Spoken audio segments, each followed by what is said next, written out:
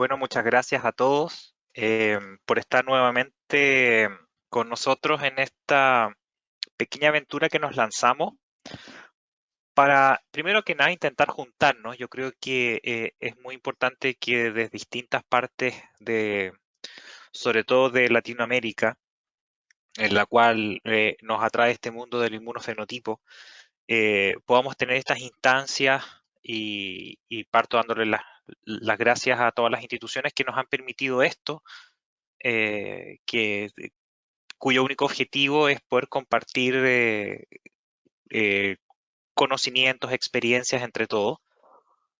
Y bueno, vamos a comenzar con el masterclass de hoy, en el mes de marzo, un mes difícil para nosotros los chilenos que estamos viviendo un periodo muy complejo de la pandemia, probablemente el más complejo desde que partió hace un año. Así que bueno, a todos mis amigos chilenos que se encuentren en distintos lugares, en distintos puntos, centros médicos, atenciones, bueno, toda la fuerza que aquí estamos para seguir adelante. El tema que nos atrae hoy día, y siguiendo con el módulo de las leucemias, el mes pasado vimos la leucemia mieloide aguda, ¿ya? Em, Y lo que vamos a tocar ahora, mi idea era inicial tocar las leucemias linfoblásticas, pero es un mundo extremadamente grande que hacerlo en una hora un poco más puede ser demasiado engorroso. Así que vamos a alojarnos principalmente en las leucemias linfoblásticas agudas tipo B. Y probablemente en un próximo vamos a tocar las T que también tienen un mundo muy interesante, si bien son menos frecuentes, son en general más complejas desde el punto de vista diagnóstico y terapéutico. Así que bueno, bienvenidos nuevamente y gracias a todos. Vamos a, como siempre, partir con la introducción, vamos a conocer el fenotipo linfoide normal, principalmente basado en la linfogénesis en médula ósea. Cuando toquemos el masterclass de los síndromes linfoproliferativos, o sea, de lo que es eh, principalmente enfermedades, patologías de linfocitos B maduros, vamos a tocar toda la maduración linfoide extramedular. Ahora nos vamos a abocar en lo que pasa en la médula ósea desde la stem cell hematopoyética hasta la formación del linfocito B naive que está listo para tener su exposición antigénica y generar el proceso de hipermutación somática y switch class de inmunoglobulina. Vamos a entrar de lleno después en la leucemia linfoblástica aguda, la definición, cómo hacemos el diagnóstico y el rol de la citometría de flujo en el pronóstico. ¿Ya?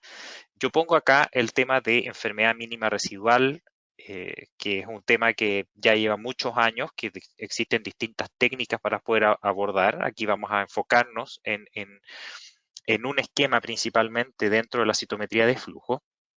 Pero es importante que sepan que en verdad el concepto de enfermedad mínima residual es un concepto que podría definirse mejor y eso ya lo tienen muchos papers como enfermedad mínima medible. ¿Ya? Porque nosotros sabemos que si bien la profundidad de análisis que tienen las nuevas técnicas, citometría flujo nueva generación, PCR en tiempo real, PCR digital o secuenciación génica completa, obviamente tiene una profundidad muy alta en la detección de células tumorales, pero siempre vamos a tener la posibilidad de poder seguir profundizando. Así que lo vamos a hablar como enfermedad mínima residual, pero en verdad en el fondo es enfermedad mínima medible. ¿Ya? Y vamos a tocar siempre durante todo el desarrollo de la masterclass casos clínicos. Esto ya lo vimos la vez anterior y para no olvidar nunca que estamos hablando de la máquina más potente que tiene el cuerpo humano generadora de células, que es la médula ósea, con el fenómeno de la hematopoiesis, de las cuales tenemos un recambio diario entre 2 a 3 billones de células, ¿ya? Y todo esto se origina de las células stem hematopoyética o estas células especializadas, sabiendo que la gran mayoría de las células, por no decir la mayoría, sacando a las bacterias, que si ustedes saben tenemos más cantidad de células bacterianas que humanas en el cuerpo humano, pero poniendo y analizando estas 30 billones de células humanas, tenemos que aproximadamente 25 billones corresponden solamente a glóbulos rojos. O sea, además de eso, dentro de las células que se producen, la gran mayoría de las células son células hematopoyéticas. Y dentro de esto vamos a ver el tema de los linfocitos que corresponden al 1.6% de todas las células que existen en el cuerpo, que equivalen, son un poquitito menos que todas las células endoteliales, son más que las células bronquiales, o sea, estamos hablando de una masa celular extremadamente grande. Y vamos a ver la importancia del por qué y cómo se producen las alteraciones neoplásicas en este linfocito. Recuerdan que esto lo vimos también anteriormente y vamos a partir con esta diapositiva, que es la diapositiva de la hematopoiesis. ¿Ya? Solamente para recordar, en la vez anterior nosotros nos abocamos hacia la generación de toda la línea mieloide, que es una gran línea muy diversa, tiene muchas funciones, pero ahora nos vamos a abocar principalmente en la línea linfoide. Y en la línea linfoide vamos a tener que de estas células stem hematopoyética activada, dependiendo de la exposición a distintas interleuquinas, vamos a tener la posibilidad de diferenciar o de adquirir un compromiso de linaje hacia lo que se llama un progenitor linfoide común. Si bien esto está en duda, en el sentido de que nosotros sabemos que mientras más avanzamos en los conocimientos de la hematopoiesis, más tenemos la posibilidad de poder ir conociendo nuevos caminos de maduración y de diferenciación. Sin embargo, los conceptos más arraigados está en que desde las células stem hematopoyética activada tenemos dos grandes células precursoras o progenitoras, que tenemos el progenitor mieloide común, que va a generar toda la línea mieloide, y el progenitor linfoide común. Y este progenitor linfoide común se subdivide en un progenitor que rápidamente abandona la médula ósea y avanza hacia el timo, que es el progenitor TNK, y por otro lado, hacia un progenitor que es el que se mantiene en la médula ósea. Y esto es muy importante y esto va a ser enfocado en el próximo masterclass, en la cual nosotros, como dijimos, si la célula progenitora T abandona muy rápido la médula ósea, no deberíamos ver prácticamente precursores o progenitores T en dicho lugar. Por lo tanto, la presencia de progenitores T habla de un tipo de anomalía probablemente relacionada con una leucemia linfoblástica de estirpe T. ¿Ya? Porque el progenitor T abandona muy rápido la médula ósea y tiene todo su proceso madurativo en el timo, que eso ya es un capítulo de libro completo. Pero si nos abocamos al progenitor linfoide común, este progenitor dentro de médula ósea va a adquirir, cuando se enfrenta a cierto microambiente y a ciertas citoquinas, a ciertas interleuquinas especialmente, va a tener un compromiso de linaje hacia el progenitor B. ¿Ya? Y este progenitor B es el que vamos a detallar en esta clase. Entonces, por lo tanto, tenemos que comenzar con el desarrollo de los progenitores del tipo B. Vamos a avanzar. Un minutito que está pegado. Ahí sí, ahí se despegó. Entonces vamos a seguir avanzando y lo que vamos a ver en detalle va a ser entonces toda esta línea progenitoide B madurativa. Vamos a conocer al linfocito B. El linfocito B es esta célula que fenotípicamente posee digamos, una gran cantidad de proteínas relacionadas de membrana, pero lo más importante del linfocito B, la clave del linfocito B es la generación del receptor BCR. Ese receptor BCR corresponde a una inmunoglobulina, que es este receptor que vemos aquí. ¿Ya?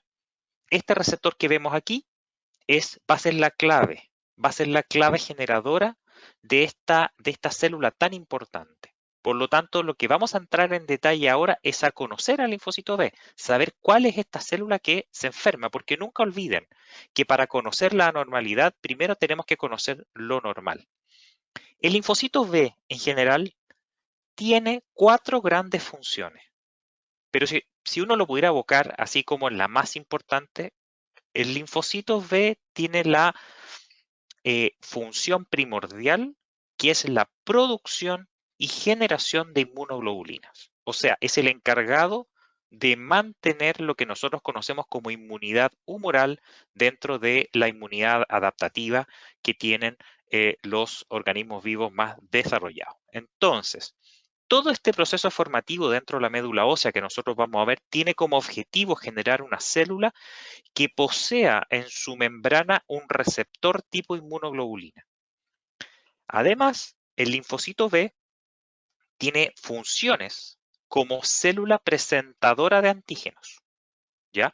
Y es por eso que nosotros cuando vemos dentro de la citometría de flujo las células que expresan HLA-DR, tenemos a las células de estirpe B, porque son en sí presentadoras antigénicas, sobre todo a los linfocitos T helper o a los linfocitos T ayudadores.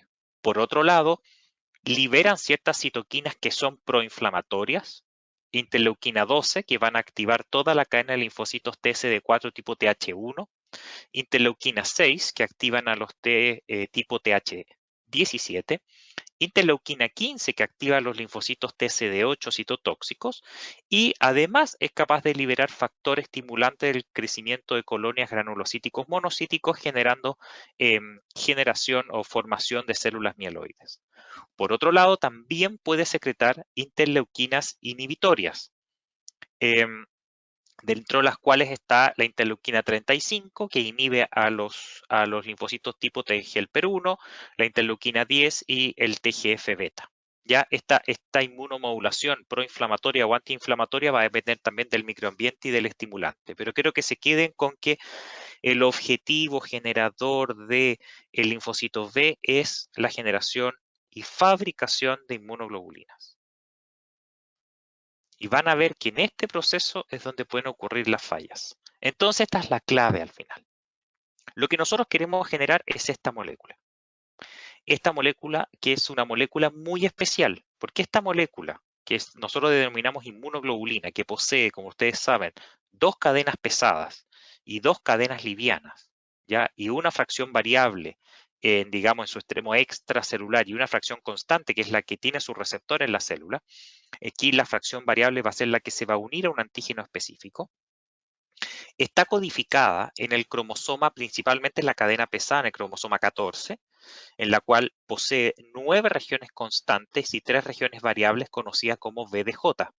Y estas son las que va a ser muy importante en la generación posterior de la gran cantidad de inmunoglobulinas que tenemos que ir generando. La cadena liviana, las cadenas livianas están codificadas principalmente en el cromosoma 2, la cadena kappa, y en el cromosoma 22, la cadena lambda, ¿ya? Y posee dos regiones variables, la región B y la región J. Y para mis amigos de España, la región V y la región J. Entonces, es muy importante que sepamos que nosotros tenemos que, y este es un problema no menor, si uno piensa que la cantidad de antígenos posibles son billones, o sea, son proteínas antigénicas que tenemos que reconocer, de bacterias, de virus, etc. Y nuestro genoma tiene 20.000 genes. Tiene que haber alguna forma de poder fabricar billones de proteínas distintas a partir de 20.000 genes. Y ahí está el rol clave que tiene toda esta linfogénesis que nos puede llevar, como es un fenómeno genéticamente tan activo, nos puede llevar a daños o a alteraciones que pueden llevar a la generación, en caso que el daño sea en médula ósea, de leucemia, o en caso de que el daño sea fuera de la médula ósea, como es en los linfomas. Y fíjense, la importancia que tiene conocer de dónde vienen los genes de inmunoglobulina, porque la gran mayoría de las alteraciones está relacionada con el cromosoma 14, sobre todo los linfomas, ¿cierto? Y algunos también con el 2 y el 22, y viene porque ahí están los genes de las inmunoglobulinas. Entonces, sería hermoso poder detallar todo este tremendo gráfico, pero vamos a entrar principalmente en el desglose de esta primera parte. El desglose de la primera parte va a ser desde las células T hematopoyética en un microambiente especial en la médula ósea, en la generación de todos estos precursores de linfocito B para llegar a la formación del linfocito B naive o virgen de exposición antigénica, que él va a ser susceptible de ser activado y posteriormente va a ser susceptible de generar toda la cantidad de anticuerpos que necesita para la expresión antigénica en la cual sea expuesto, ¿ya? Entonces, nosotros nos vamos a abocar principalmente en esta zona, en lo que ocurre en la médula ósea, que es lo que nos convoca del punto de vista de las leucemias. Entonces, la linfogénesis en médula ósea. Vamos a partir hablando de la linfogénesis, cómo se generan este linfocito B. Vamos a partir con las definiciones clásicas, ¿ya? La definición clásica, y nosotros ya lo tocamos en el masterclass anterior, en la cual nosotros subdividimos los progenitores y precursores B en distintos estadios, ¿ya? Estos distintos estadios tienen el problema de que son arbitrarios y nosotros tenemos que saber que la maduración y diferenciación de las células es un continuo. Por lo tanto, yo podría subdividir en n cantidad de digamos, precursores, dependiendo de la expresión fenotípica, sabiendo que la ganancia o la pérdida de marcadores es un continuo. Esto no es un todo nada, no es que uno sea positivo y el otro se negativiza, sino que en el camino se van positivizando y negativizando. Pero por el punto de vista académico lo vamos a ver de una manera más directa y más parcelada para que quede más claro lo que queremos ver. Si nosotros vemos en la médula ósea, vamos a ver principalmente 5 tipos distintos, tal vez, de linfocitos B, de los cuales los últimos 2 ya son capaces de salir a la sangre periférica. De hecho, si nosotros vemos el análisis de sangre periférica, vemos que aproximadamente un 2,5% de todas las células sanguíneas son linfocitos B. Y dentro del desglose de los linfocitos B, tenemos que un 5,4% corresponden a linfocitos B inmaduros, ¿ya? Y que son linfocitos B o células B que tienen ciertas características todavía que vamos a ver, pero estaba principalmente por la persistencia del CD10 y del CD38, ¿ya? La predilección por la inmunoglobulina M de membrana. Corresponde al 5,4%. Este porcentaje puede aumentar en los pacientes que tienen poca exposición antigénica, sobre todo en personas que vienen de países más desarrollados, en la cual durante su niñez tiene menos generación o menos probablemente exposición a bacterias, virus, parásitos. Y también está aumentado en pacientes con enfermedades autoinmunes. La gente que tiene más autoinmunidad tiene aumento de los linfocitos B inmaduros en sangre periférica. La gran mayoría de nuestros linfocitos en sangre periférica son lo que denominamos naive o virgen de exposición antigénica, que corresponde a más del 60% de los casos. El 31% corresponde a lo que nosotros llamamos linfocitos B memoria. Son linfocitos que se expusieron a un antígeno, fueron capaces de reconocerlo y quedan en ciertos órganos linfoides secundarios esperando la exposición nuevamente al antígeno y generar transformación a células plasmáticas y anticuerpos. Y este es dado que está de moda, lo que nosotros queremos hacer con las vacunas. Lo que nosotros queremos hacer con las vacunas es que los linfocitos B naive dentro de la inmunidad humoral, es otro capítulo de la inmunidad celular, pero dentro de la inmunidad humoral es poder exponer a este linfocito B naive a un antígeno desconocido, que en este caso es alguna proteína del virus SARS-CoV-2, para que genere linfocitos memoria, que se acuerden de esa proteína, cosa que cuando se expongan genere rápidamente la producción de anticuerpos. Y lo que denominamos plasmoblastos, plasmocitos, son generalmente 2% o menos de la célula B circulante. Y en la médula ósea, vamos a entrar ahora en el detalle de lo que vamos a ver en la médula. Lo que vamos a ver en la médula son, y aquí vamos a ir viendo cierto detalle de posición, vamos a partir con lo que nosotros llamamos el progenitor B, tal vez la primera célula dentro de la médula ósea que que tomó la decisión de diferenciarse o de comprometerse a un linaje que es el linaje B. Esta célula en general posee ciertos marcadores que son de inmadurez, como el CD34, posee una enzima, que es la enzima llamada TDT, que va a ser muy importante tanto para la linfogénesis B como la linfogénesis T y tiene que ver con la generación de hebras de DNA, que vamos a entrar posteriormente, y expresión de CD22. La presencia de CD19 en esta célula en general es débil o incluso puede ser más negativo, al igual que el CD10, que todavía está de manera muy débil. Una vez que ya la célula tomó la decisión de comprometerse a este linaje es lo que nosotros denominamos la célula pre-B1, que es una célula que, o tal vez lo que antiguamente se llamaba la célula linfocito B común, que es una célula que ya tiene marcadores propios de linfocito B, como tiene CD19, que podemos verlo en esta, referenciados acá en el gráfico de arriba a la izquierda, como esta célula de este color un poco verde claro, no sé cómo llama, medio verde amarillo, en la cual tiene una expresión muy alta de CD10, ¿ya? Que son ligeramente, tiene esta forma cuando uno ve la curva clásica de CD10 contra CD20. Tiene expresión todavía de CD34, tiene la presencia de CD38, tiene muy débil la presencia de CD45, aún tiene TDT. La presencia de TDT significa que tenemos algún tipo de, digamos, generación de hebras nuevas de DNA. ¿Ya? Y estas células, mientras van madurando, comienzan a sufrir ciertos fenómenos que probablemente ustedes los conocen, pero nunca está de más repasarlo, que es que pierden un poco el CD10 y comienzan a ganar el CD20. Todos sabemos que el CD20 es un marcador del linfocito B maduro, pero existe el CD19 y CD22, que son marcadores propios del linfocito B, el CD38, que es un marcador ya de célula que está más diferenciada o con compromiso de linaje. Y entonces, si nosotros vamos viendo y siguiendo, vemos que esta célula va adquiriendo CD20, manteniendo todavía la expresión de CD10. Y comienza la ganancia de una inmunoglobulina intracitoplasmática. Que esto va a ser muy importante porque ya tenemos alguna formación de lo que viene a hacer un linfocito B, que es a generar inmunoglobulina. Ya tenemos dentro del citoplasma proteínas de inmunoglobulina.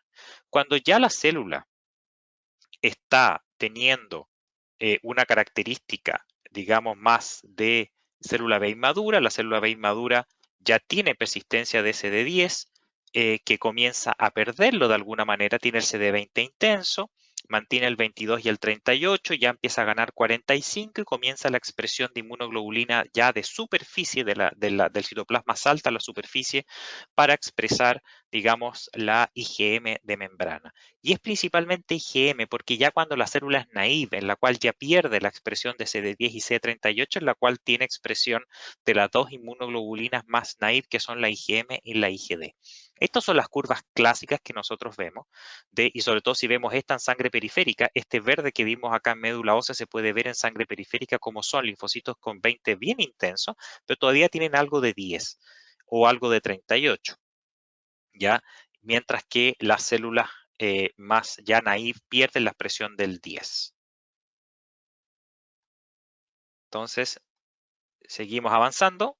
Y aquí tenemos algo similar con distintos marcadores y acá vemos también cómo estas células, aquí tenemos la expresión de 38. Es interesante como siempre está presente el 38 hasta la célula naive. Ya la célula naive lo va perdiendo, ¿cierto? Acá, ojo que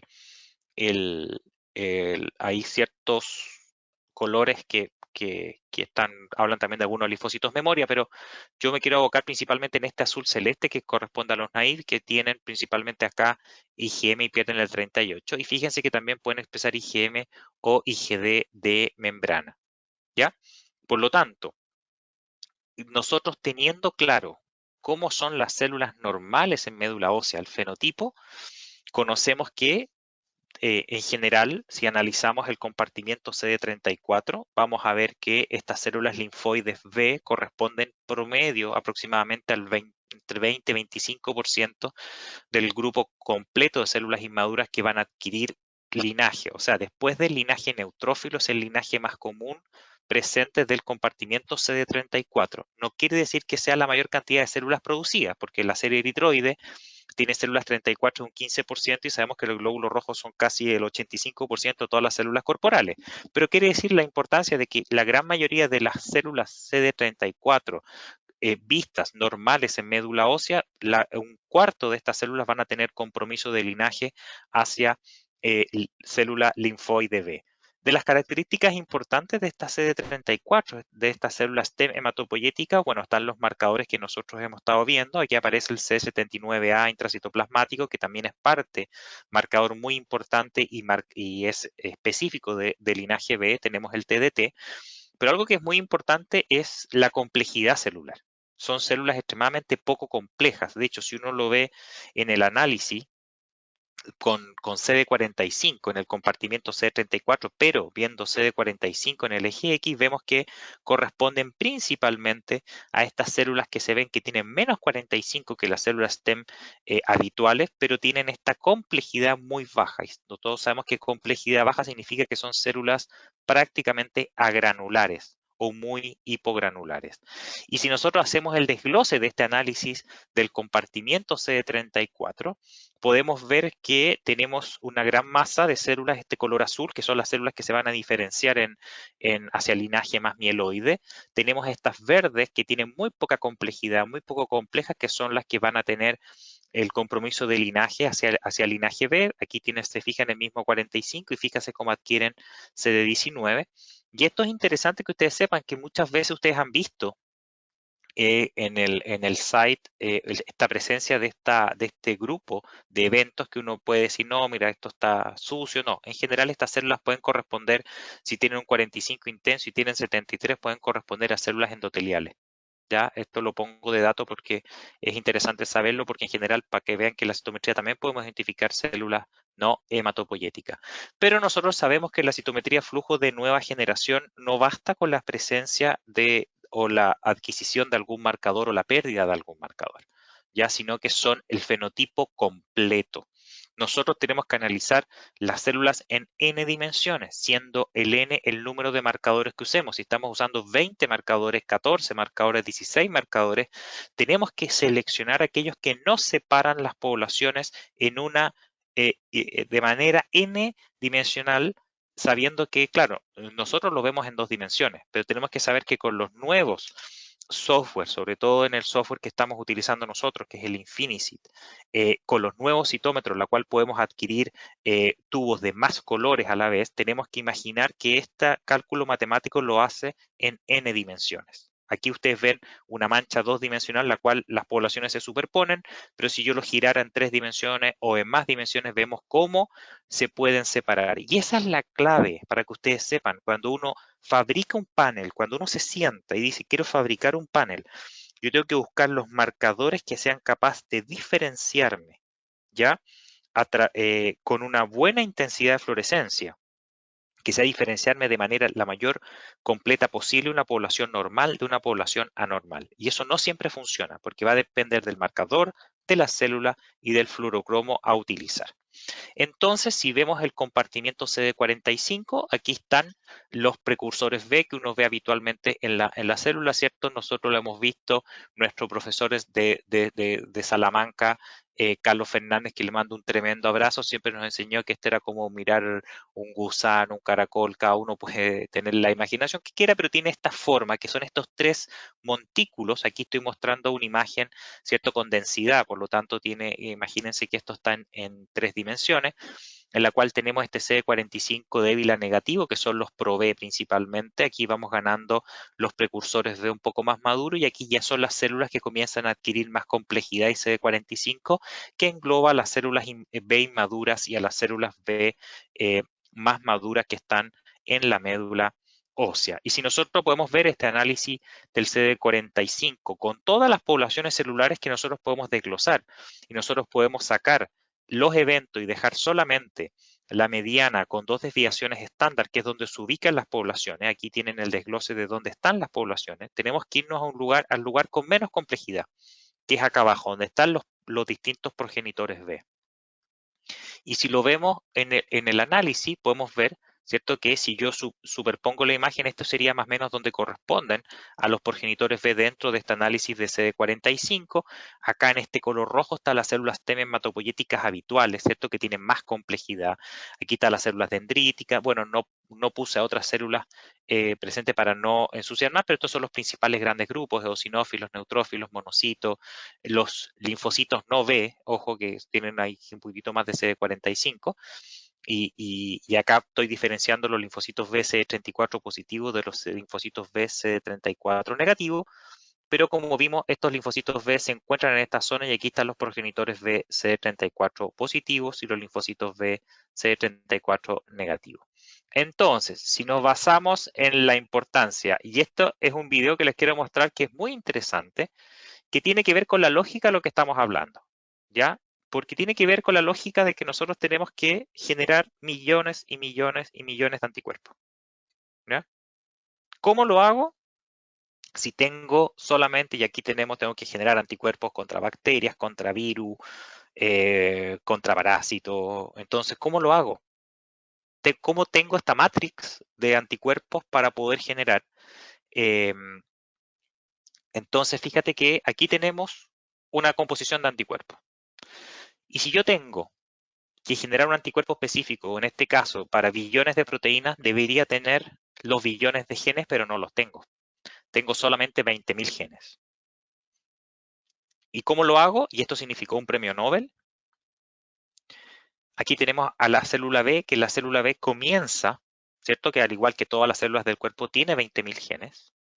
Y vemos que en el ADN, y principalmente basado en una enzima que se llama RAG, esta enzima lo que hace es ir tomando distintos trozos de DNA. Fíjense, ¿se acuerdan que yo les dije que existían las fracción variable que son B de J? Lo que hace que existen más o menos 130 fragmentos B, 27 fragmentos D, perdón, para mi amigo español es V y 6 fragmentos J. Entonces toma un fragmento, primero parte con la J, se une con la D, es capaz de escindir el trozo que sobra y ahí ya generó una secuencia nueva, ¿ya? El TDT va a ser el que una la secuencia y después se junta con el B. Por lo tanto, va a generar una secuencia única llamada BDJ que es hecha al azar. O sea, teníamos todas esas combinaciones que da más o menos 20.000 tipos distintos de fracción variables en las cadenas pesadas y más o menos a eso adicionale 400 tipos distintos en las cadenas livianas, lo que nos da más o menos 8 millones distintos de anticuerpos que son los que salen los linfocitos B naive. Los linfocitos B naive tienen más o menos 8 millones. Pero ¿qué sucede después? Y esto lo vamos a ver cuando veamos los linfomas, es que además esto puede sufrir hipermutaciones. Podemos mutar de alguna forma estos genes adicionándoles, quitándoles bases nitrogenadas y después vamos a tener los switch class y con eso, hoy se me fue, perdón, se me fue el video, íbamos por aquí, ¿cierto? Aquí íbamos. Entonces estos 8 millones los podemos mutar y lo que va a pasar es que aquí ya podemos tener casi una infinidad de posibilidades llegando a los billones de proteínas y anticuerpos que necesitamos. Fíjense que lo que vamos a hacer es estar constantemente mutando, mutando y mutando y mutando genes. La capacidad de que ocurra un error generando una leucemia o un linfoma es muy alta. ¿Ya? Vamos a analizar entonces cada uno de los pasos. Vemos que la célula stem hematopoyética frente a la inhibición o expresión de ciertos genes y al microambiente que hace principalmente la interleuquina 7, hace que se diferencie hacia el ProB. El ProB va a ser una célula que va a expresar TDT y RAG en su citoplasma y principalmente en su núcleo. Lo vamos a ubicar con la expresión principalmente de CD79A, pero ser CD19 todavía más negativa, que tenemos acá, ¿cierto? Estos son clásicos. Y en este periodo del ProB comienza la primera unión entre la B y la J. Ya acá vemos a la derecha cómo la RAC toma un trozo de B y de J y es capaz de escindir y después viene el complejo que tiene la TDT, por eso es importante la TDT, que va a construir el puente entre la B y la J, generando un nuevo genoma que es distinto al que había anteriormente, pero utilizando los mismos genes. ¿Ya? Y aquí tenemos cómo se están expresados con la TDT presente. Una vez que esta célula ya logró la primera creación del el DJ, viene ahora el VDJ. ¿Ya? El VDJ es el otro paso que también ocupa la enzima RAC y la TDT, pero ya tenemos una célula y esta es la célula que denominamos PreB1. Esta célula es una célula que ya tiene CD19, que ya tiene alta expresión de CD10 y que comienza ya que como hicimos, fíjense que ya hicimos el VDJ o el VDJ y comienza la generación de la inmunoglobulina, vamos a tener la aparición posteriormente de inmunoglobulina intracitoplasmática. En este estado todavía no lo tenemos, porque todavía solamente tenemos la recombinación VDJ, ¿ya?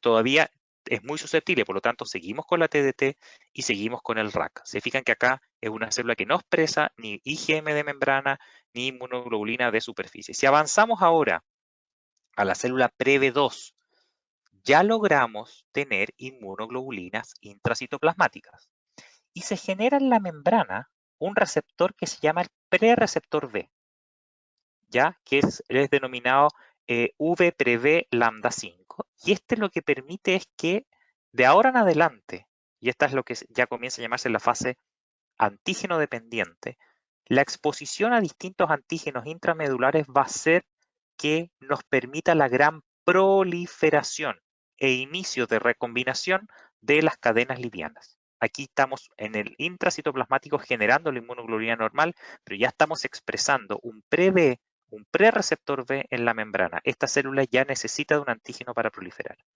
Acá ya tenemos inmunoglobulinas intracitoplasmáticas y aún no tenemos inmunoglobulina de superficie. Y si avanzamos, aquí tenemos lo interesante, ¿cierto? Que ya estamos combinando las cadenas livianas con las cadenas pesadas y estamos ya fabricando lo que va a ser la inmunoglobulina y después llegamos al linfocito B inmaduro. El linfocito B inmaduro ya tiene el receptor BCR completo. Y aquí les puse algunos marcadores que ustedes conocen, pero muchos no saben cuál es la funcionalidad. Por ejemplo, el CD22 y el CD5, que después se va a expresar, que ya comienza a expresarse de manera intensa en el linfocito B inmaduro, son inhibidores de la señalización BCR. Ya son los que se llaman, digamos, los que activan los ITIM, que son fosfatasas, que desfosforilan cadenas, digamos, de distintas proteínas. Por otro lado, el 79A, el 79B, que ustedes también conocen, son dominios que se llaman ITAM, que son fosforiladores, por lo tanto, aumenta la transmisión de energía que viene desde, o sea, no de energía, perdón, de las señalizaciones que vienen desde la activación del BCR. El CD19 está presente de manera temprana y es parte del complejo BCR y se encarga de la activación del PI3K y el AKT para la señalización de sobrevida. Y el complejo, fíjese que es más completo de lo que uno cree. Está el CD21, que es el receptor del complemento. Está el CD81, que es una tetraspanina que está presente junto con el complejo CD19 para amplificar la señalización. Y ahí ustedes entienden por qué este linfocito expresa este fenotipo. Entonces vamos a hacer linfocitos que tienen un CD5. El CD5 es inmunomodulador para poder frenar la respuesta. Tenemos el CD19, el CD20, que es un canal de calcio. El CD21 va a estar presente como receptor de complemento, el CD22 como inhibidor, el CD45, que lo conocemos como antígeno panleucocitario, el CD53, el CD81 como parte de este complejo y ya tiene en la membrana la inmunoglobulina presente. Y nos vamos al final al linfocito naive. El linfocito naive ya es un linfocito perdón, este es el linfocito inmaduro seguimos con el fenotipo. Ahora les voy a mostrar algunos antígenos que tienen que ver con la interacción BT, principalmente ya expresa el CD40. El CD40, recuerden que se une a su ligando CD40 del T-helper para activarse en caso de que sea capaz el linfocito T de activarse con el antígeno que el linfocito B le está presentando. Recuerden que el linfocito B es célula presentadora de antígeno. Tiene el HLA-DR, ¿cierto? Como complejo mayor de histocompatibilidad que va a ser reconocido por el receptor TCR y el CD23.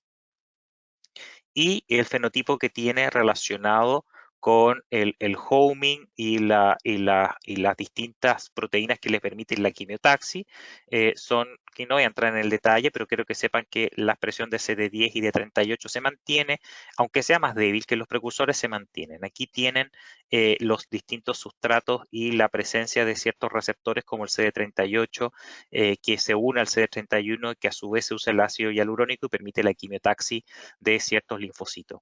Es interesante ir conociendo las funciones de algunos marcadores, de algunas proteínas que nosotros conocemos como clúster de diferenciación y un número.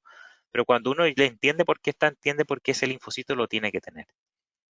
Vamos a saltar ahora al linfocito naive. El linfocito naive ya es un linfocito que tiene un fenotipo característico que ustedes conocen. Ya este linfocito también en la fase inmadura, pero este linfocito ya está saliendo a sangre periférica a cumplir su función. Son células que están perdiendo el CD5, o sea, son células que deberían activarse más. Recuerden que el linfocito inmaduro es más, digamos, de inmunomodulación, debería ir frenando el sistema inmunológico. Tiene la expresión de 19-20, 21-22, 45, tiene su inmunoglobulina, pero pierde principalmente la expresión de CD10 y el 38 prácticamente también lo perdió, que es lo que nos permite distinguir el linfocito naive del linfocito inmaduro. Y así es como podríamos ver en distintas formas los distintos tipos de linfocitos presentes en la linfogénesis normal. Entonces, si seguimos avanzando, si nosotros podríamos ver, pero se fijan que nosotros podríamos analizarlo por partes o como continuo, porque siempre son líneas continuas. Y eso es lo que yo quiero transmitir, que está bien, aprendámonos el fenotipo, muy importante, pero también tenemos que entender que esto es un fenómeno continuo, ¿ya? No hay un paso entre uno y otro. Las transiciones son más importantes que las células que conocemos, ¿ya? Y las transiciones son prácticamente infinita. Ahora, esto es muy interesante saber porque esto tiene que ver con la enfermedad mínima residual, que tiene que ver con las vías madurativas de los linfocitos B en la médula ósea.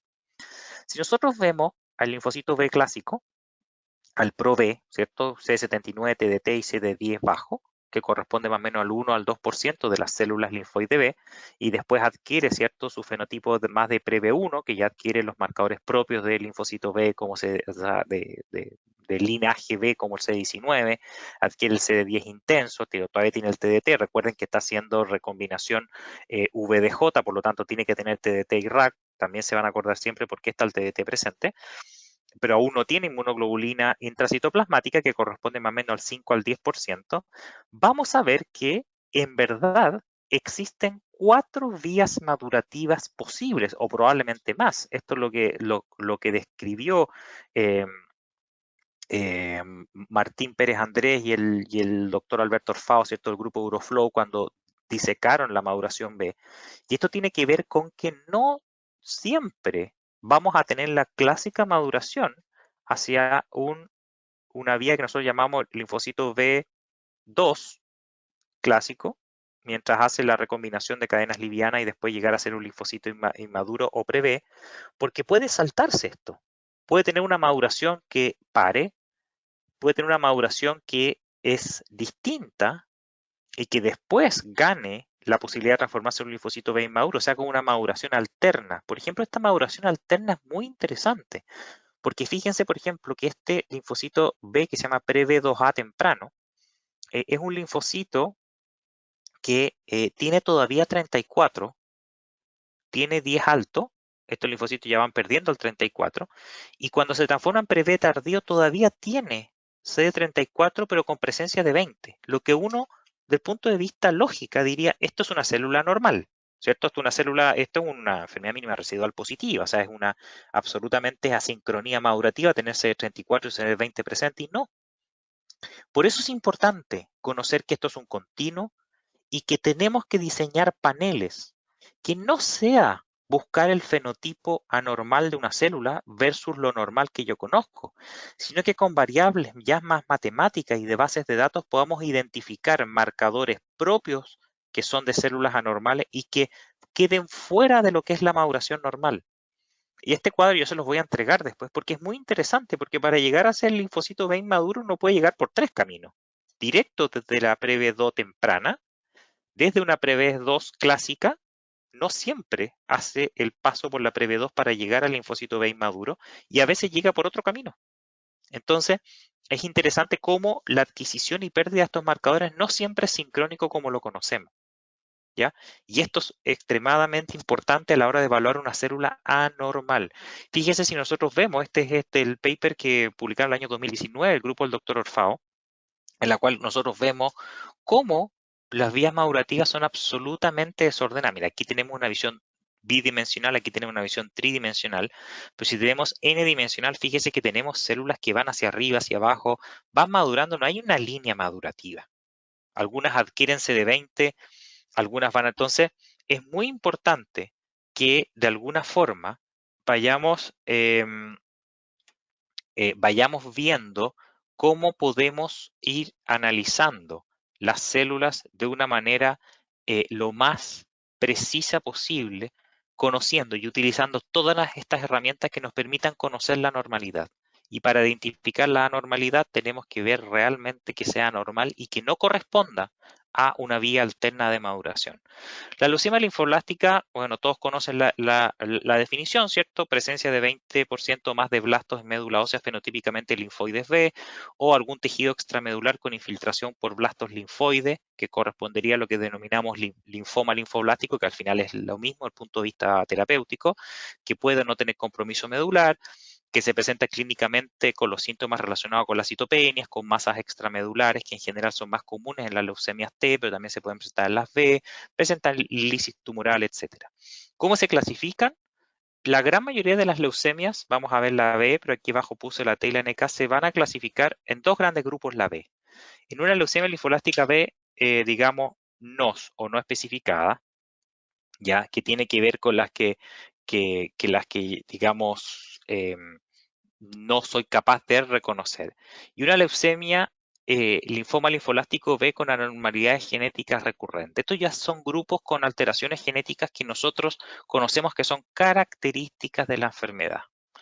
Probablemente las que más conocen son la translocación 922, ¿cierto? La proteína BCR-ABL, que generalmente más de 2/3 de las veces corresponde al transcripto P190 y en menos de 1/3 de las veces el P210. La leucemia linfolástica con alteraciones, cualquier gen comprometido y que comprometa además el 11q23, ¿cierto? El antiguo MLL, que ahora se llama KMT2A.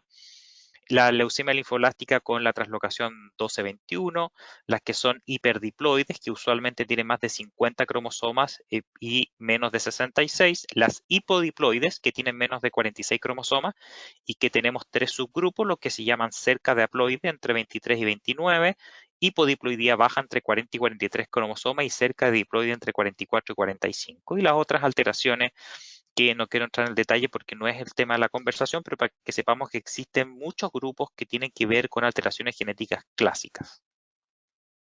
Ya es más infrecuente que la leucemia mieloide, pero es el cáncer más común en la población infantil. Ya vemos que la gran mayoría de los casos se concentran en los menores de 20 años. En Estados Unidos son aproximadamente 6.150 casos estimados el 2020 y las muertes más o menos 1.520, que corresponden al 0,9 y 0,3% de todos los cánceres. Tiene una mediana al diagnóstico de 17 años, por lo tanto es enfermedad más de niños, pero nosotros, bueno, yo tengo la formación como hematólogo de adultos, que nosotros vemos los pacientes adultos con leucemia linfolática en general tienen un pronóstico distinto a los niños. Y en globo tiene una sobrevida relacionada a la enfermedad a 5 años de casi 70%. Que es muy distinto a lo que vimos en la clase anterior, que era extremadamente baja. La leucemia linfoblástica es una enfermedad que ha dado un salto impresionante y tiene mucho que ver con la organización que han tenido los pediatras en el estudio de la enfermedad. Entonces, si vemos los factores pronósticos, vemos que en general en niños, esto es el paper de New England en el año 2015 del Dr. Hanger, en la cual muestra que entre el año 2006 y 2009 ya la sobrevida a 5 años desde el diagnóstico estaba cercana al 90%, a diferencia de lo que eran las otras décadas, y vemos cómo década tras década, incluso cada 5 años, va subiendo la curva. Tiene que ver principalmente con el desarrollo de los nuevos protocolos diagnósticos y con los tratamientos adicionados al trasplante de médula ósea y a los tratamientos para recaída, ya sea con los anticuerpos biclonales o con los células T, los CAR T cells. En el tema de los adultos es un poco distinto, tiene una sobrevida libre de eventos en globo, que en general a 5 años está entre el 50 y el 25%, dependiendo de la edad, y con una sobrevida global cercana al 40% para los pacientes adultos. Claramente la edad es un tremendo factor de mal pronóstico para esta enfermedad. Y si nosotros lo vemos, estas son las cifras del MD Anderson y son las que utilizo porque es el protocolo que utilizamos donde yo trabajo actualmente en Chile, que es en la Clínica Bupa Santiago. Vemos que la leucemia linfoblástica aguda B entre 16 y 60 años tiene una sobrevida más o menos 5 años de un 60%, En más de 60 años estamos cercanos al 50% con los protocolos principalmente basados en Ipercibat, que es la quimioterapia que utilizamos. Y si lo dividimos en otros subgrupos, podemos ver que la sobrevida global en adultos completos es de un 58% y los que tienen el cromosoma Filadelfia, que hasta los años 2000 le daba un pronóstico muy malo, vemos que con las nuevas terapias dirigidas, las terapias target, estamos logrando sobrevida que son prácticamente igual de buenas. Por eso que hoy en día, sobre todo el año 2020, los hematólogos estamos hablando de que el cromosoma Filadelfia va a dejar o está dejando de ser un factor de mal pronóstico. Así, la distribución o la incidencia relativa de las alteraciones genéticas en general, las de buen pronóstico que nosotros vamos a conocer es la translocación 1221 y la hiperdiploidía. Las de mal pronóstico principalmente va a estar dado por el cromosoma 922, que todavía se considera mal pronóstico, y las alteraciones del 11q23, y las intermedias u otras que no tienen mucho, bueno, y las hipodiploides que también son de mal pronóstico, que tienen más o menos un tercio cada una de ellas. Entonces, ahora, en los adultos, ¿por qué el pronóstico en general es más desfavorable? Porque tienen más presencia de alteraciones desfavorables, ¿ya? Que es la leucemia linfoblástica FI positiva, que pongo que es pronóstico desfavorable, ahí le puse no en el 2021, eso es discutible, que está presente en un cuarto de los alumnos y solo, de los adultos y solo un 5% de los pediátricos, versus y lo que son las leucemias linfoblásticas que se denominan Phi-like o que tienen otras alteraciones que simulan la actividad tirosinquinasa del BCR-ABL, que eso sí da mal pronóstico porque muchas no tienen tratamiento dirigido. O sea, aquí la clave para los que no se dedican al tratamiento, que no es mi detalle entrar en el tratamiento, la clave es ojalá el tratamiento lo más dirigido posible. Y la ventaja que tiene el cromosoma Philadelphia BCR-ABL que tiene inhibidores directos. Por lo tanto, mientras más directo sea el tratamiento, mejor. Y por eso es importante la citometría. Ahora, ¿cómo hacemos el diagnóstico por citometría? Esto es la morfología clásica y esto le quería poner. La citometría flujo de nueva generación muestra que la maduración linfoide tiene un continuo. Este continuo tiene expresión y ganancia y pérdida de antígenos de manera continua. ¿Ya? Y el año 2012, el grupo Euroflow, de una manera estandarizada, con automatización 100% reproducible, precisa y trazable, publica, digamos, su artículo en el Leuquimia, en la cual desglosan cómo poder estudiar y cuál es la lógica que hay detrás de Euroflow para los que no están muy al tanto de lo que hace Euroflow. Euroflow lo que trata de hacer es trabajar con variables matemáticas, con variables físicas, con variables computacionales y con variables médicas, los mejores marcadores que sean capaces de diferenciar la población normal de la anormal, no por marcador, sino que por población. Por ejemplo, este es el primer ejemplo que muestro, que este es de mieloma, pero tiene que ver con que nosotros seamos capaces siempre de diferenciar las poblaciones normales de la anormal. Esto quiere decir que un paciente que yo diga que mi sistema diga que es normal, aunque yo vea que los marcadores no son tan normales, tiene que ser normal. Y ahí está el tema de la base de datos, los análisis automáticos, etcétera. Tiene que ser apoyado con variables informáticas porque no tenemos la capacidad de poder seguir estos fenotipos. Fíjense que los linfocitos B tienen 4 vías madurativas, que son normales y que antiguamente pensamos que eran anormales y los poníamos como mínima residual positiva y en verdad no era mínima residual positiva. Entonces, el tubo clásico de análisis, aquí vemos lo que el sistema Euroflow tiene un tubo de tamizaje para las leucemias agudas que se denomina ALOT, y este es capaz de distinguir la población mieloide de B, la población B de T y la población mieloide T. ¿Ya? En la población mieloide T hay un poquitito de traslape y esto tiene que ver con las mieloides CD7 positivas, que son muy inmaduras y por eso el doctor Orfao planteaba la auxiliar de un progenitor común T mieloide. ¿Ya? Pero esto se puede saber siempre por variables matemáticas. Pero la leucemia linfolástica B con este marcador siempre es distinguible. O sea, uno con un tubo de tamizaje puede saber si la leucemia que tiene es B o no es B en este caso, que es lo que más nos importa. Y el marcador que más sirve para diferenciar B de mieloide es el CD19 y B de T también es el CD19 y es por eso que el CD19 está presente en el panel linfoide. Entonces, si seguimos, aquí tenemos el estudio de caracterización. El estudio de caracterización se hace con 4 tubos, que no voy a entrar en el detalle, pero son 4 tubos pensados en la pesquisa principalmente de distintas células. Aquí tenemos un ejemplo de una leucemia linfoblástica, en la cual tenemos una acumulación de células CD45 negativas que expresan CD19. Aquí puse en verde las células que serían normales. cómo pierden la expresión de CD24, expresan CD10 de manera intensa con un CD20 que es débil y empiezan a ganarlo como una heterogeneidad débil, un CD81 positivo, bueno, tienen 34, tienen el TDT que hablamos, la importancia que tiene el TDT, ¿cierto? El CD38, el CD9, que es un marcador anormal y que después vamos a ver, no tienen marcadores mieloides como 1565, prácticamente no expresan inmunoglobulina intracitoplasmática, no tienen 123, que son marcadores de otros linajes, y sí tienen la presencia de CD22. Entonces, los paneles Euroflow nos van a servir para caracterizar esta población y para poder ver si es que nos proponen algunas alteraciones citogenéticas clásicas, ¿ya? Entonces lo que uno debería ver si uno juntara todo es más o menos así. Ya aquí tenemos un desglose de un panel de caracterización en la cual vemos en rojo, esto es un histograma que está normalizado, ojo, tiene mucho más células anormales, pero aquí está normalizado, por eso se ven iguales, en la cual vemos que los blastos son un poquito más complejos, son un poquito más grandes, no tienen 45, tienen 34, TDT, etcétera, pero aquí uno puede seguir cómo es la expresión de los marcadores. Entonces, los objetivos del panel de caracterización es, primero, confirmar la inmadurez de la población identificada. Tenemos que saber que tenemos marcadores de inmadurez, 34, TDT, 10, etcétera. Confirmar el linaje B. El linaje B se caracteriza, y eso la OMS lo dice, con 19 y 79A.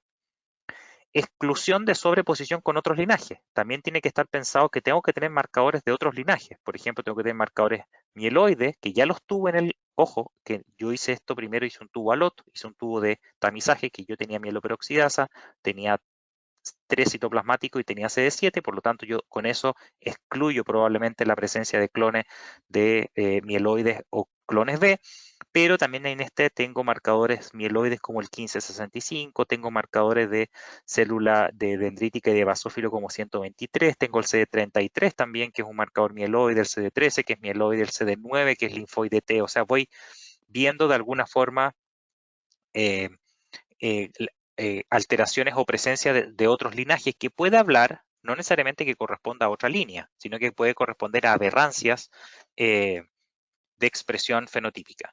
Y tengo que demostrar, como dije anteriormente, aberrancias versus células reactivas. La coexpresión de 20 y 34 no siempre es anormal, como vimos, la presencia de CD33 que siempre es anormal, la pérdida de la cinética madurativa clásica, esta que nosotros conocemos la clásica 10 con 20, pero nosotros deberíamos analizar todos los marcadores juntos. Ya, entonces, los marcadores asociados al linaje, vamos a tener 22, CD24, que son propios del linaje B, CD10, 20, las inmunoglobulinas, de diagnóstico diferencial, que sirven 1333, que son más mieloides, CD117, el c-KIT no está presente en los linfoblastos, nunca, ¿ya? CD15 y 65, que son principalmente mieloides, comparación con una contraparte normal, aquí vamos a ver el TDT. El TDT estaba presente solamente en las que son muy inmaduras. El TDT se pierde cuando ya se transforma en va pasando de común hacia PREV2, ¿cierto? O del PREV1 a PREV2 se tiene que perder el TDT. La persistencia de un TDT intenso es anormal. El CD10 también uno puede ir evaluándolo, el CD38, CD20. Acuérdense que el CD20 nos sirve para ver la maduración. El CD123. ¿Ya? Entonces este tubo tiene CD22, se encuentra presente en el linaje B, en el basófilo, en el mastocito, en la célula dendrítica plasmocitoide, aparece de manera temprana en el linaje B. Es más débil, eso sí, la expresión, pero aparece incluso antes que el CD19. El CD24 está presente en los linfocitos B y en los granulocitos, aparece en estadios B tempranos, similar a CD22. Como vimos, los marcadores mieloides están para el diagnóstico diferencial de las mieloides CD19 positivos. Si yo me equivoqué, ¿ya? Y tengo CD34 y 19, y yo puse que era una linfoblástica en el tubo de tamizaje, resulta que era mieloperoxidasa negativa, y en verdad estoy hablando de una mieloide aguda CD19 positiva, voy a tener marcadores en estos tubos, 13, 33, C y sobre todo el CD117. Si hay CD117, eso es mieloide, ¿ya? Así que no debe expresar la leucemia. El TDT está presente en las leucemias B, T y el 25% de las mieloides. Ojo que el TDT no es exclusivo de línea linfoide. Confirma la inmadurez de los blastos y contribuye a la distensión de perfiles normales y anormales, dado que se expresa de manera muy restringida en los precursores inmaduros. Si tengo una tremenda población TDT, eso es anormal. ¿Ya? Aquí tenemos las alteraciones moleculares asociadas a fenotipo. Tenemos el BCR-ABL, que está asociado en general a expresión de marcadores mieloides. 13-33, además de un 34 muy alto y un 38 más bajo. Siempre con ausencia de CD117. Si tienen 13, 33 y 17 son mieloides. También el CD66C se ha reportado asociado más o menos a 2/3 de las veces a BCR-ABL y a LLA hipodiploide. El KMT2A, el antiguo MLL, son células que tienen CD19, 34 intenso, TDT, no tienen CD10 o tienen CD10 débil porque son más inmaduras, son más prove. Acuérdense que el gen MLL era la leucemia multilinaje, por lo tanto se podía hacer casi la duda que fuera un linaje mieloide. Tiene marcado, tiene CD10, ahora es importante que tiene CD9. El CD9 es importante en el tubo porque el CD9 muy negativo es más común de presenciar en las de buen pronóstico como la translocación 12-21, que son células que tienen 19, 10, TDT 34, pero no tienen, ahí puse 20 negativo abajo, aquí lo puse 2 veces, pero no tienen 9. 9 negativo con este fenotipo, piensa en una 12-21. Y una E2APBX1 son células que tienen 19, 10, 34 negativos, esas son células un poquitito más maduras que tienen inmunoglobulina de citoplasma con un fenotipo pre-B, pero tienen negatividad o posibilidad de pasar para CD20 y posibilidad muy intensa para CD9. Entonces fíjense que hay ciertos fenotipos, esto no es 100% correlativo, pero tiene mucha correlación con la alteración citogenética y uno puede proponer o guiar un estudio basado en el fenotipo y esa es la lógica de Euroflow, por eso puso los marcadores, porque estos marcadores también tienen lógica. Y aquí vemos cómo las distintas células o las distintas alteraciones genéticas se van separando. Por ejemplo, el panel puede distinguir perfectamente entre BCR-ABL y MLL, entre la MLL y la 12-21, con algunos casos de superposición, con la hiperdiploide también, con algunos casos de superposición. Hay algunos que son más difíciles de diferenciar, como la hiperdiploide de la BCR-ABL, pero yo no voy al tema, voy a la importancia de los marcadores que nos va a orientar, ¿ya? Y sobre todo, lo más importante, los tiene que orientar a células normales de anormales, porque esa es la clave de la enfermedad mínima residual. ¿Y por qué es importante? Porque la regeneración de los linfocitos post-quimioterapia es fenotípicamente distinta a los linfocitos B normales, ¿ya? Por ejemplo, si yo comparara este fenotipo B, aquí tenemos en las verdes las células B normales y el fenotipo más morado, las B de regeneración, se fijan que son distintas poblaciones. Hay algunas que no se parecen. Y si nosotros vemos el patrón madurativo, vemos que no lo respeta. Por ejemplo, acá tenemos en el C, un año después de la terapia, vemos células muy maduras, células inmaduras y nos faltan los estadios intermedios. Esto no quiere decir que tenga leucemia, quiere decir que tiene una regeneración que es distinta a lo que nosotros conocemos. Y si nosotros la vemos en detalle, vemos, por ejemplo, aquí tenemos un control sano, el 34 versus inmunoglobulina de membrana, vemos que casi todas las células más inmaduras en un control sano son 34 intensos. Pero fíjense que los pacientes post-quimioterapia o post-terapia, aquí tenemos una terapia de linfoma incluso o de leucemia, vemos que la población CD34 tiene una población que es intensa y una población que es más débil.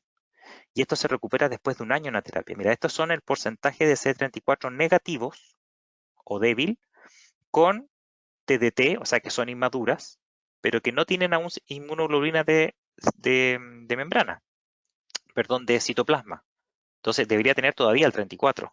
Pero fíjese que la población a los 3 meses, a los 6 meses es mucho más alta y aquí nos puede llevar a confundir que la población es anormal. Y esto es una regeneración normal. Y es por eso, aquí tenemos lo mismo de ver cómo se regeneran a los distintos meses post quimioterapia la generación B versus un control normal. Tal vez después de un año ya empezamos a ver una maduración que se parece a la normal. Pero, por ejemplo, fíjense, al día 79 que nosotros evaluamos pacientes, vamos a tener células muy maduras, vamos a tener, aquí se ve mejor el 10 con el 20, aquí tenemos un gap entre células inmaduras y células maduras, aquí como que no dice nada, y en la normal tiene que haber este patrón madurativo, ¿ya? Por lo tanto, perdemos y podemos perder y podemos pensar. Aquí tenemos, por ejemplo, células que van perdiendo 10, fíjese que la población 10 es mucho más grande de lo esperado, es más heterogénea, etcétera. Por lo tanto, podemos tener alteraciones fenotípicas. Y aquí también tenemos cómo se desglosan, y esto se los puse para que lo vean después en la presentación, de cómo van apareciendo los linfocitos, incluso en sangre periférica, cómo van apareciendo los linfocitos, aquí llaman transicionales a los inmaduros. Por ejemplo, en la semana 6 post-quimioterapia tienen puros inmaduros, y después van apareciendo los naive, hasta un año recién aparecen los naive de manera importante. Vamos a tener mucho tiempo. Fíjense en los memorias. Nosotros muchas veces damos quimioterapia y no nos acordamos qué pasa con la memoria inmunológica, qué pasa con las vacunas, etcétera. Eso está muy bien estudiado en los trasplantados, pero no. Ahora, como la leucemia es más compleja de lo que nosotros creemos, y aquí estamos entrando a la última parte de la presentación, sabemos que son fenómenos multiclonales. Ya podemos tener un clon ancestral. Nosotros pillamos este al diagnóstico, pero de clones iniciales con alteraciones genéticas distintas que nos van a llevar a que la recaída puede ser con clones absolutamente distintos al clon inicial. Por eso, el primer concepto de enfermedad mínima residual va a estar basado en no buscar el mismo fenotipo del primero, sino que buscar el fenotipo anormal, porque puede recaer el paciente con un fenotipo absolutamente distinto. Incluso puede ser otro progenitor, otra stem cell leucémica la que está proliferando en este caso. ¿Ya? Recién conversaba con mi jefe en Bupa, el doctor Alfaro, respecto a un caso que llegó una linfolástica CD20 negativo que llegó con una prefase esteroidal, y nosotros antes de iniciar la quimioterapia le repetimos el fenotipo 7 días después y es CD20 positiva, muy intensa.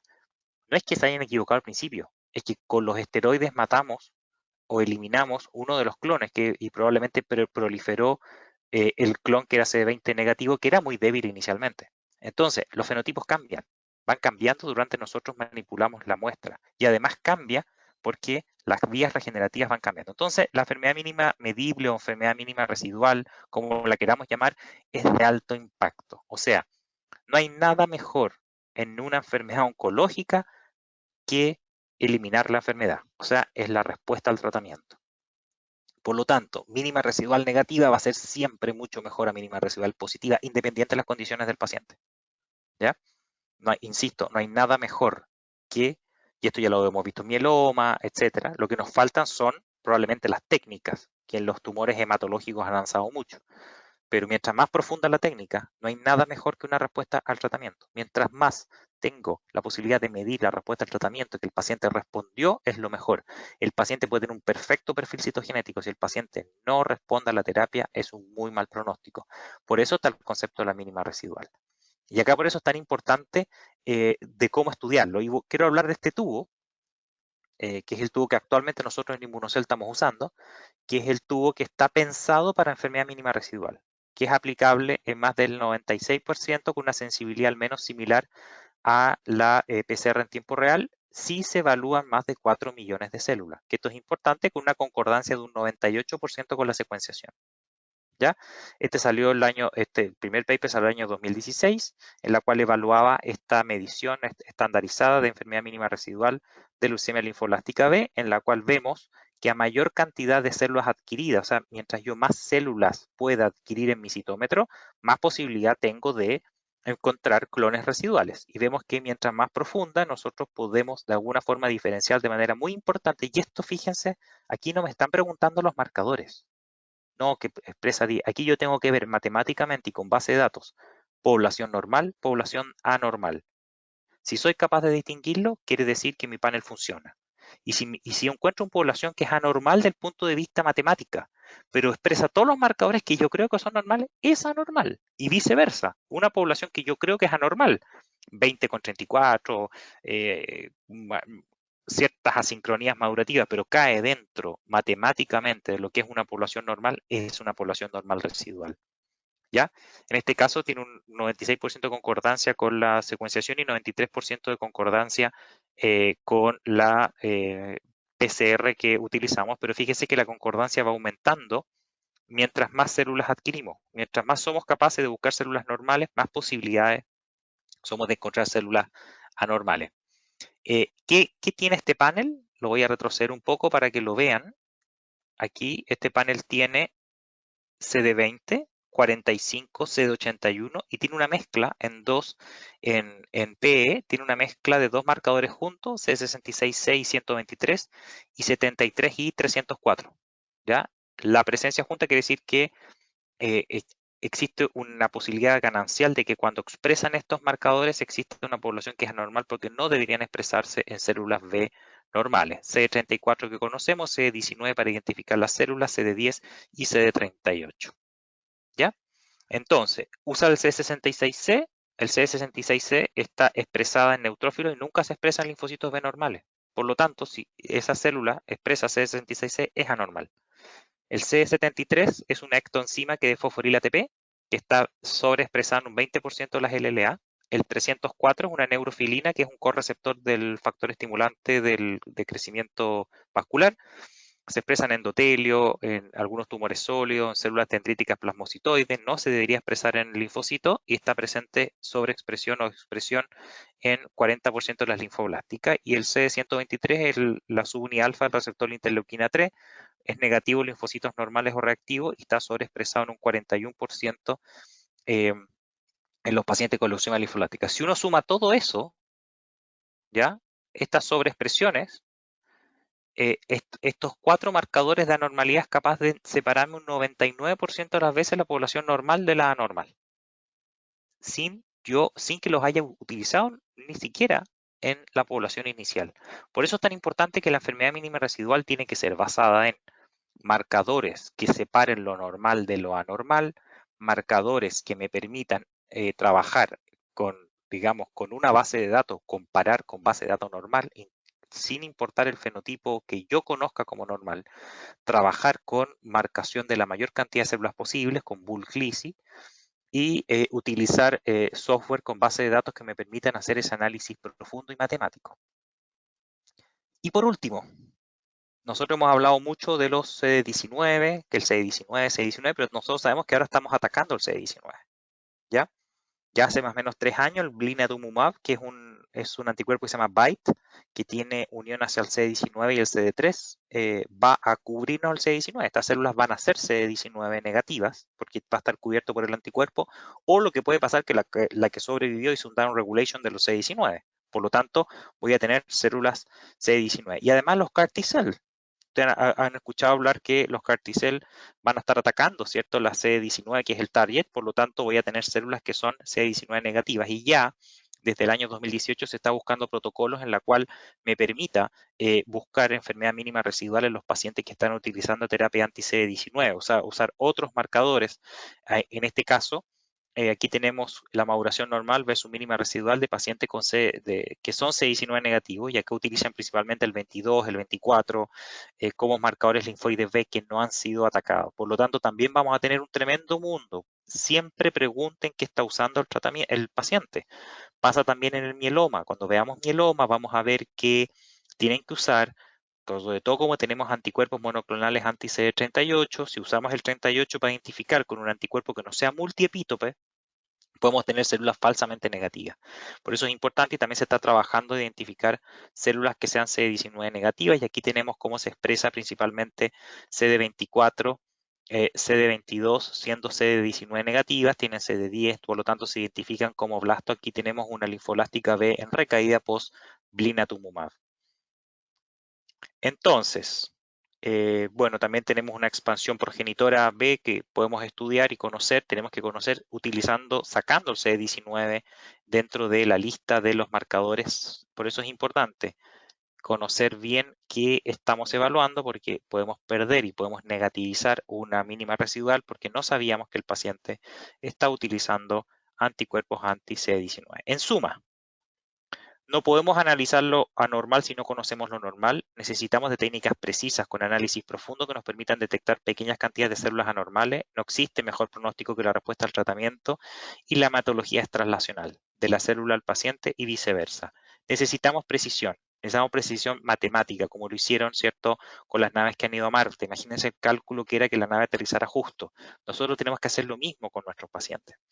Así que quiero darles las gracias a todos los que nos permitieron estar aquí nuevamente, a la Clínica UPA Santiago, Inmunocel, Citocnos y el Centro de Investigación de Cáncer, digamos que nos ha dado principalmente conocimiento desde la Universidad de Salamanca y eso es lo que le quería contar. Muchas gracias.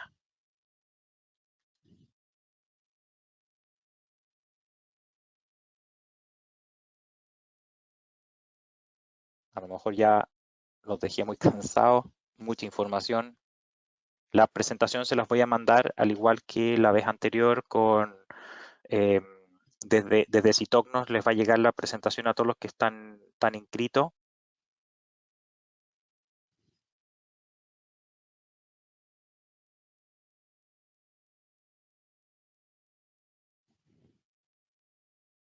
Ahí me salté. O si quieren, bueno, día bien, a lo mejor están muy cansados, me mandan las preguntas. em,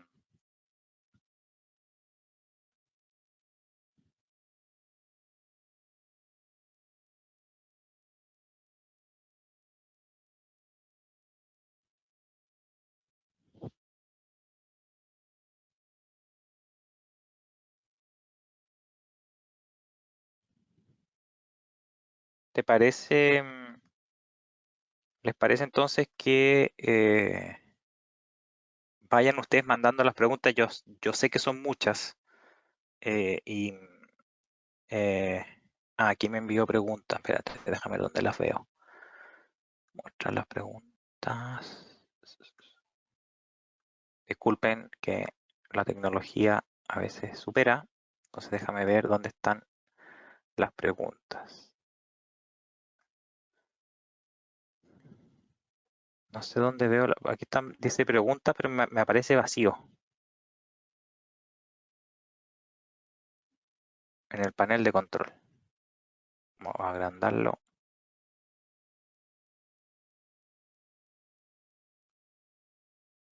Los asistentes. Ahí está, ahí está, ahí está. Ahí están apareciendo. Hola Dalia.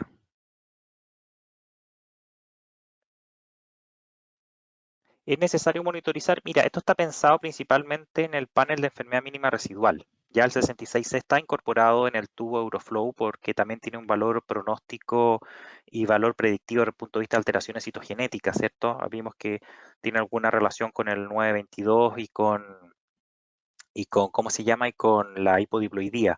El 123, 73 y 304 principalmente utilízalos para monitorizar la respuesta, porque lo que vamos a ver si la población es normal o anormal.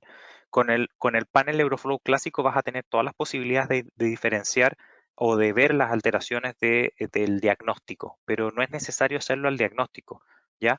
Porque aquí es súper importante, Dalia, que nos quede claro que no estamos persiguiendo un marcador, estamos persiguiendo un fenotipo completo.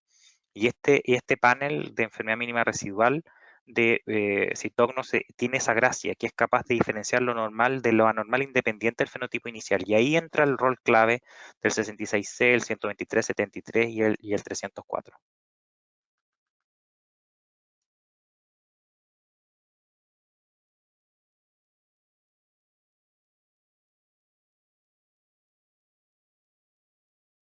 Tengo más, a ver, eso lo voy a agrandar. Esta es la que me aparece. ¿Me irían a aparecer más?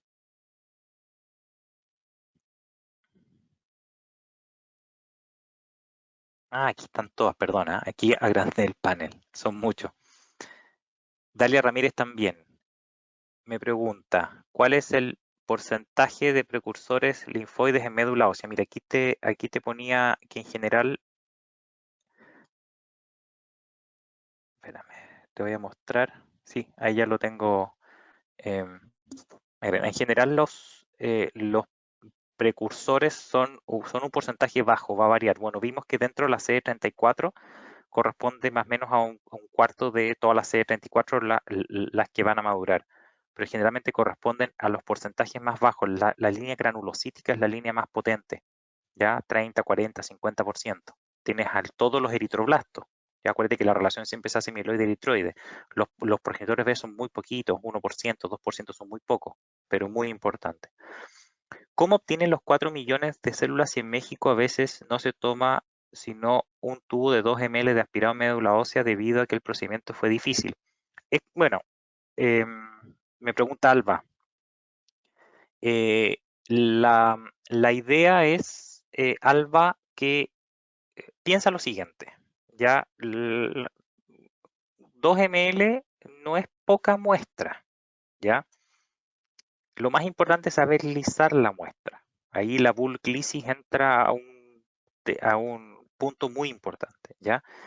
Si tú piensas, por ejemplo, te voy a dar un ejemplo puntual, 2 ml, si yo tuviera una sangre periférica y tuviera 10.000 leucocitos por microlitro, ¿ya? En 2 ml voy a tener 20 millones. 2 millones, perdón. Entonces, y ahora sabiendo que la médula está más comprimida, ya lo más probable es que sí lo logre. Ahora, tienes que tratar de obtener lo más posible. Las leucemias linfolásticas en verdad son leucemias que a veces se necrosan, se fragmentan, cuestan